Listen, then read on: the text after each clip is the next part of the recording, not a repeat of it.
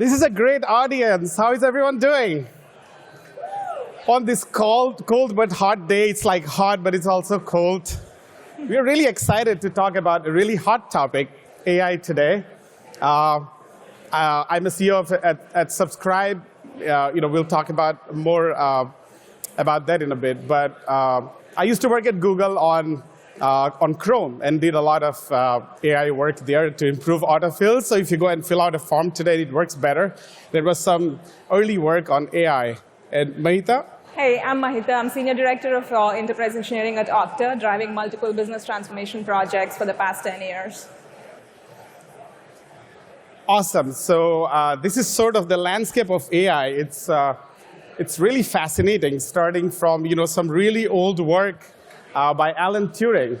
And we all know of him as a hero today, but Turing came up with something called the Turing test, which basically says, can computers think? And if we look back, there was a famous conference at Dartmouth in 1956, going all the way to Gary Kasparov getting beaten by a computer in a chess program. We had Siri come on in 2011. I mean, honestly, I don't know how well Siri works. It sort of works. It tells you the weather. But now we have ChatGPT, which is a stunning advance in AI. So it's really exciting. And we feel that AI is going to change go-to-market systems, processes, the whole go-to-market world in a really, really significant way. So let's talk about that. Yeah. So coming to GTM space, you will see that there are mainly 4 patterns where AI is definitely emerging on the GTM space.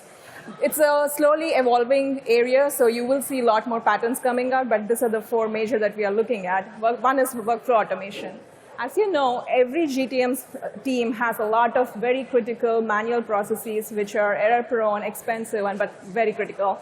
You can start using AI to transform these manual steps by a single command. For example, very recently at Okta, we have a use case where the sales would like to know the business model of the prospects so that they can give very dedicated, the communication that it's directed directly to the customers.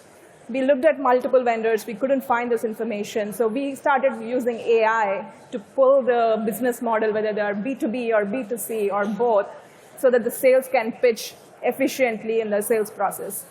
Next, detecting opportunities and anomalies. This involves a lot of data analysis and machine learning for us to identify the potential areas of growth, improvement, and also anomalies. For example, sales anomalies. You can analyze a lot of sales data to understand if there is a spike or drop in the sales, which will help us identify if there is issue with our sales process or pricing or the market trends. The next is Siri for GTM. As Durga was saying, who wouldn't want Siri for GTM, right? It's like having your own personalized chief data scientist who can answer the questions. For example, if you want to know who are my top 10 customers whose ARR is over $10 million. This kind of information should be available to you at the fingertip rather than running multiple reports. So AI can do that for you. Last but not least is copilots. You would have seen copilots emerging, being definitely used on the software development, but it's being extended into the areas for sales and marketing.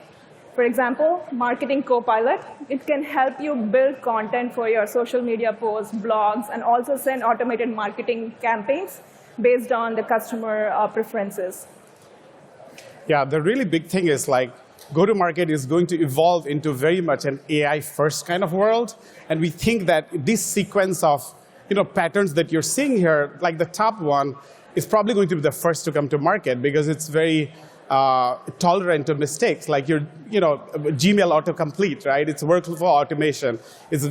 But when you're doing bringing in ARR data, for example, and if you make a mistake, then people are much less tolerant of that. So let's break down the whole GTM process today that we think, starting from a lead to actually going all the way, creating an opportunity, actually closing certain number of opportunities. We are all familiar with the funnel. Then you have billing. Then you have subscriptions getting created, invoicing and billing. And then it's like, OK, you have this regular operational cadence going on. How can you create more business? Upsells, renewals, all of that stuff. So let's break it down a little bit. And these are not supposed to be comprehensive, but the idea is to give you some sense of all the excitement that we feel that we'll see in this market. So lead to opportunity, right? Think about ICP segments, right? We all think about ICP. We define our ICP. Every couple of months, we are like, is that really your ICP? We are an early stage company. Maybe you need to tune that a little bit more. Then we figure out subsections. AI is definitely going to be able to help in ICP. And it's both around looking at a company and helping it define better ICP segments, like which are the segments, but also benchmarking across companies and seeing, for a company that looks like this, what is a good ICP typically that we see? Because then you can learn from others.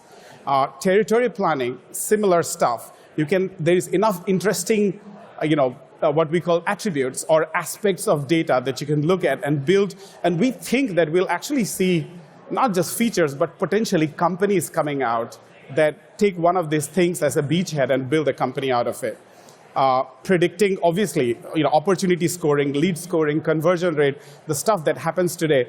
The GPT-4 model is a very powerful model, so we are expecting huge impact of that. Just moving forward, likelihood to close, being much better at that. Interventions. What can you do when you realize that something is off? Or can the system tell you that you should be doing something? And we are working very much as a conceptual level here, but if you think through this, there are lots of industry things. We talked about benchmarking, helping structure the deal. Like, what is the right deal? What is the kind of discounting that you can do? What kind of payment terms? Like, can the system help you figure it out? And then, obviously, forecasting. Let's look at how we can leverage AI on building a smart AR process as well. One, usage pattern analysis. We should be able to analyze the customer's usage and predict the future consumption as well, which will help us tailor-make the pricing and the discount patterns for customers' needs, which will make the whole billing experience more seamless. The fraud and anomaly detection, the same thing like sales anomalies. We should be able to identify by analyzing the transaction patterns, marking the suspicious behavior, and prevent the fraudulent transactions from happening by making the billing experience much more secure. Credit risk assessments and collections prioritization.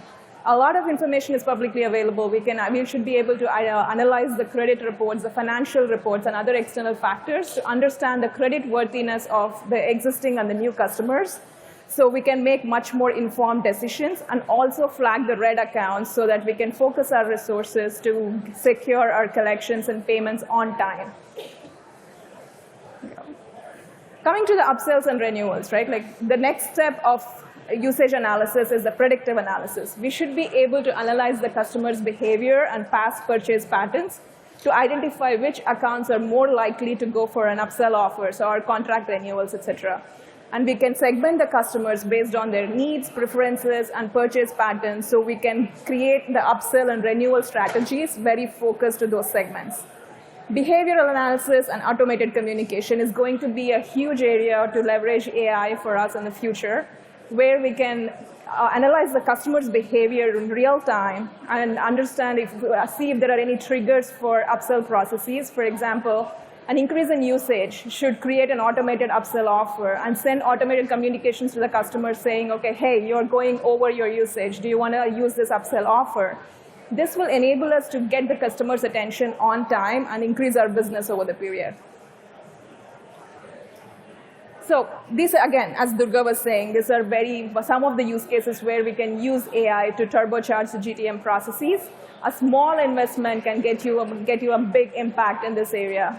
Understand your objectives, define your use cases. There's a lot of vendors that you can analyze from based on the ease of use, the customization that you need, the models, and the scalability, performance, and security.